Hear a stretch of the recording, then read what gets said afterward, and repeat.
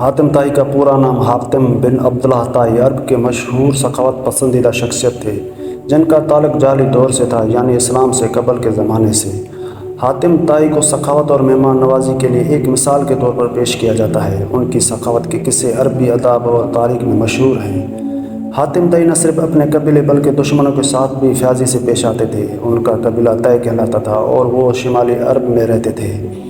ان کی سخاوت کے حوالے سے کہا جاتا ہے کہ اگر کوئی ان سے مدد مانگنے آتا تو وہ اسے کبھی خالی ہاتھ واپس نہ بھیجتے۔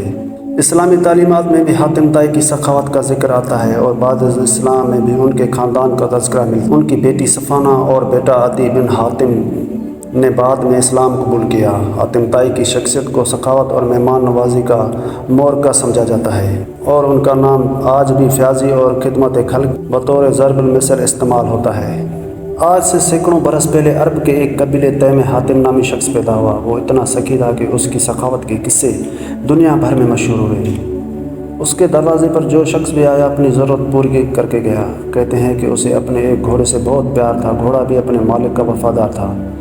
ایک روز آدھی رات کے قریب اس کے گھر میں چند مہمان آ گئے۔ اتفاق کی بات ہے کہ اس وقت حاتم کے پاس اپنے مہمانوں کی دعوت کے لیے کچھ نہیں تھا اور رات کے وقت اس کا انتظام کرنا بھی مشکل تھا۔ حاتم طائی نے اپنا پسندیدہ گھوڑا ذبح کر کے مہمانوں کی دعوت کر ڈالی اور مہمان نوازی کی لاج رکھ لی۔ حاتم طائی زمانہ جاہلیت میں نہایت مشہور و معروف تھا۔ اس کی بیوی معاویہ بنت ابز اس کو ٹوکتی رہتی تھی کہ اتنی سخاوت مناسب نہیں، ذرا ہاتھ روک کر خرچ کیا کریں۔ اس کے احتجاج و اعتراض کا حاتم طائی پر کوئی اثر نہیں ہوتا تھا۔ وہ اس کی جالی کٹی سنتا ضرور تھا مگر مرضی اپنی کرتا تھا۔ اس کے پاس دور دور سے لوگ آتے تھے، اس کی مہمان نوازی سے لطف اندوز ہوتے تھے اور دعائیں دیتے ہوئے جاتے تھے۔ معاویہ کا ایک چچا زاد تھا جس کا نام مالک تھا، وہ معاویہ کو پسند کرتا تھا۔ ایک دن اس نے معاویہ سے کہا، تم آخر حاتم کو سمجھاتی کیوں نہیں؟ دیکھتے نہیں وہ کس طرح بغیر سوچے سمجھے مال لٹاتا ہے؟ اس کے پاس کتنا ہی مال کیوں نہ ہو، جب تک وہ اسے خرچ نہ کر لے اسے چین نہیں آتا۔ اب تو اس کے پاس جائیداد ہے، اگر اس طرح مال لٹاتا رہا تو ایک دن وہ بھی آئے گا کہ جب وہ کنگال ہو جائے گا، پھر تمہاری زندگی اجیرن ہو جائے گی۔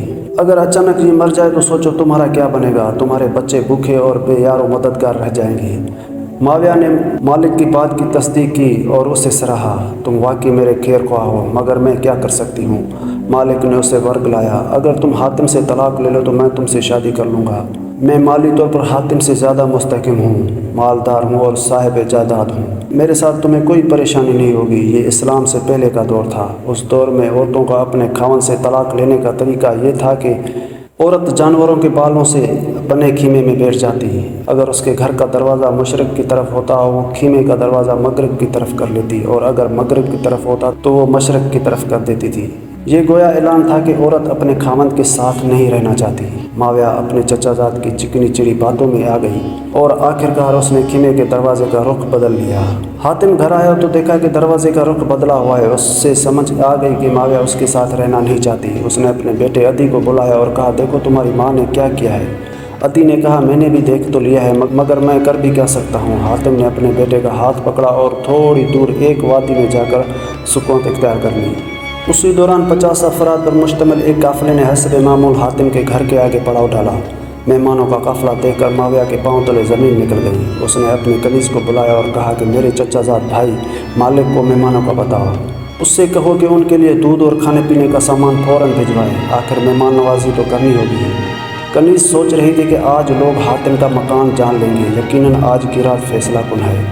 کنیز مالک کے پاس گئی اور معاویہ کا پیغام دیا۔ پیغام سنتے ہی مالک نے اپنا سر پیٹنا شروع کر دیا، اپنی داڑھی نوچی اور کہا کہ جاؤ معاویہ کو میرا سلام کہو اور یہ کہو کہ اسے مہمان نوازی اور اسراف کی وجہ سے تو میں نے تمہیں حاتم سے طلاق لینے کا مشورہ دیا تھا، اب مجھے اس مصیبت میں پھنسانا چاہتی ہو۔ میں باز آیا ایسی سخاوت اور مہمان نوازی سے، ایک ساتھ 50 آدمیوں کی مہمان نوازی میرے بس کی بات نہیں۔ کنیز نے آ کر معاویہ کے سامنے مالک کے الفاظ دہرا دیے۔ معاویہ کو یہ جواب اچھا نہ لگا۔ گھر میں مہمان بیٹھے تھے، آخر وہ حاتم طائی کی بیوی تھی۔ اس کے گھر میں ہر وقت مہمانوں کا میلہ لگا ہوا تھا۔ اس نے اپنی کنیز سے کہا کہ حاتم اتنا دور نہیں قریب ہی وادی میں ٹھہرا ہوا ہے، اسے بتاؤ کہ تمہارے گھر میں مہمان بھوکے پیاسے بیٹھے ہیں، ان کے کھانے کا بندوبست کرو۔ کنیز بھاگتی ہوئی وادی کی طرف گئی، دور سے حاتم طائی کو پکارا، مہمانوں کی خبر دی۔ اس نے کہا اہلاً و سہلاً، مہمانوں کو خوش آمدید۔ وہ بھاگتا ہوا اونٹوں کے باڑے میں آیا تو اونٹ کھول کر خیمے کے پاس لایا اور ان کے پچھلی ٹانگوں کے گھٹنے کاٹ ڈالے۔ اس دور میں ذبح کرنے کا یہی طریقہ تھا۔ معاویہ نے دیکھا تو زور زور سے چلانے لگی، یہ تم کیا کر رہے ہو؟ میں نے اسی وجہ سے تو تم سے جدائی اختیار کی تھی۔ یہ اونٹ میری اولاد کے لیے چھوڑ دو، مہمانوں کی خدمت کسی اور طریقے سے بھی ہو سکتی ہے۔ حاتم طائی نے جواب دیا، معاویہ تیرا ستیہ ناس ہو، جس ذات نے ان مہمانوں کو، تیری اولاد کو اور ساری مخلوق کو پیدا کیا ہے، وہی ان کا روزی رسال بھی ہے۔ تم فکر کرنے والی کون ہوتی ہو؟ حاتم طائی کے دور میں ایک بادشاہ نوفل حکومت کرتا تھا۔ وہ حاتم کی شہرت سے جلتا تھا۔ ایک دن وہ بہت بڑے لشکر کے ساتھ حاتم طائی پر حملہ کرنے چلا۔ جب حاتم طائی کو پتہ چلا تو اس نے سوچا کہ میری وجہ سے بہت سے آدمی مارے جائیں گے اور بڑی خون ریزی ہوگی، ان سب کا عذاب مجھ پر ہوگا، اس لیے حاتم طائی وہاں سے بھاگ کھڑا ہوا، غار میں جا کر چھپ گیا۔ جب حاتم کے غائب ہونے کی اطلاع نوفل کو ملی تو اس نے حاتم کی تمام جائیداد اور اس کی قیمتی گھوڑے قبضے میں لے لیے۔ اس نے یہ اعلان بھی کر دیا کہ جو شخص حاتم کو گرفتار کر کے میرے پاس لائے گا اسے منہ مانگا انعام دیا جائے گا۔ یہ اعلان سن کر لالچی لوگوں نے اپنی قسمت آزمانے کا فیصلہ کیا اور حاتم کی تلاش شروع کر دی، لیکن وہ سب ناکام رہے۔ ایک دن ایک بوڑھا لکڑہار اپنی بیوی اور بچوں کے ساتھ سوکھی ہوئی لکڑیاں ڈھونڈتے ہوئے پہاڑ کے دامن میں گیا۔ وہیں ایک غار میں حاتم چھپا ہوا تھا۔ بڑھیا بولی، کاش حاتم طائی ہمارے ہاتھ لگ جائے تو اس بڑھاپے میں ہمیں لکڑیاں ڈھونڈنا نہ پڑے، بلکہ بادشاہ سے بہت سا انعام و اکرام لے کر آئندہ آرام کی زندگی بسر کریں، اتنی سخت محنت سے جان چھوٹ جائے۔ بوڑھے نے کہا، کیسی باتیں کر رہی ہو؟ ہماری قسمت میں آرام کہاں؟ ہماری قسمت پہ تو یہی لکھا ہے کہ روز لکڑیاں جمع کریں اور شہر جا کر فروخت کریں، تب کہیں نان نمک کا انتظام ہو۔ تو اتنا سوچا نہ کر، حاتم ہمارے ہاتھ نہیں لگ سکتا۔ بڑھیا ٹھنڈی سانسیں بھر کر چپ ہو گئی۔ حاتم طائی غار میں چھپا ہوا ان دونوں کی باتیں سن رہا تھا۔ اس نے سوچا کہ میری اس زندگی سے کیا فائدہ؟ جس انسان کے بدلے میں رحم نہیں وہ انسان ہی نہیں۔ حاتم غار سے باہر آ گیا اور بوڑھے لکڑہار اور بڑھیا سے مخاطب ہو کر بولا، تم لوگ مجھے نوفل بادشاہ کے پاس لے چلو اور اپنا انعام پاؤ تاکہ تمہاری آئندہ کی زندگی آرام سے گزرے۔ بوڑھے لکڑہار نے کہا، ہم ایسا نہیں کر سکتے، نہ جانے بادشاہ تمہارے ساتھ کیسا سلوک کرے۔ اگر اس نے تم کو جان سے مار دیا تو یہ گناہ ہمارے حساب میں لکھا جائے گا، ہم ایسا نہیں کر سکتے۔ حاتم نے کہا، تم لوگ ایسا نہیں کر سکتے تو میں بادشاہ کے پاس جاتا ہوں، وہاں جا کر کہوں گا کہ مجھے گرفتار کر لو اور ان دونوں نے مجھے تلاش کیا ہے، انہیں انعام دو۔ بوڑھا لکڑہار یہ سن کر ہنسا اور حاتم طائی سے بولا، یہ تو بھلائی کے بدلے برائی ہے۔ ابھی یہ باتیں ہو رہی تھی کہ بہت سے لوگ جمع ہو گئے۔ ان سب نے انعام کی لالچ میں حاتم کو گھیر لیا اور اسے لے کر نوفل کے دربار میں پہنچ گئے۔ وہاں کہا، ہم نے حاتم طائی کو تلاش کیا ہے، اس لیے ہمیں انعام دیا جائے۔ ان لوگوں کے ساتھ بوڑھا لکڑہار اور بوڑھیا بھی بادشاہ کے دربار میں پہنچے اور ایک کونے میں خاموش کھڑے ہو گئے۔ حاتم نے بادشاہ سے کہا، اے بادشاہ، یہ سب جھوٹے ہیں، مجھے تو اس کونے میں کھڑے ہوئے بوڑھے اور بوڑھیا نے تلاش کیا ہے۔ نوفل بادشاہ نے بوڑھے لکڑہار کو اپنے قریب بلایا اور پوچھا، کیا حاتم سچ بول رہا ہے؟